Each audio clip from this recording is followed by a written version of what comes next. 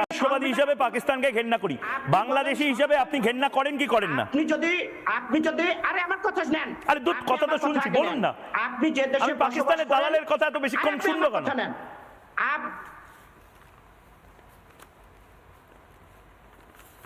যা ভয় পেয়ে গেছে।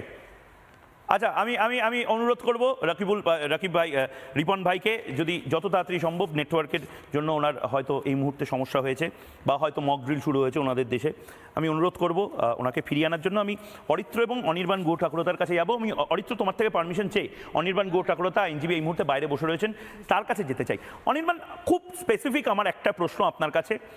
এই মুহূর্তে ভারত মক ড্রিল করছে, এই মুহূর্তে ভারত যুদ্ধের প্রস্তুতি নিচ্ছে, আমরা যা যা করছি সমস্ত কিছু আমরা চোখে দেখতে পাচ্ছি, কিন্তু যেটা দেখতে পাচ্ছি না অনির্বাণ গো ঠাকুরতা, তা হলো আমাদের চারপাশে যারা পাকিস্তানিরা রয়েছেন, ভয়ঙ্করভাবে এই পাসপোর্ট র্যাকেট থেকে শুরু করে সমস্ত কিছু, এটা তো মারাত্মক একটা জায়গা, এবং পুলিশ ভেরিফিকেশনের কোনো কোনো ব্যাপার নেই। বিভিন্ন জায়গা থেকে পুলিশ ভেরিফিকেশন কি হয়েছে, কেন হয়েছে কেউ জানে না। কতজন সন্ত্রাসবাদীর হাতে পাসপোর্ট চলে গেছে কেউ জানে না অনির্বাণ।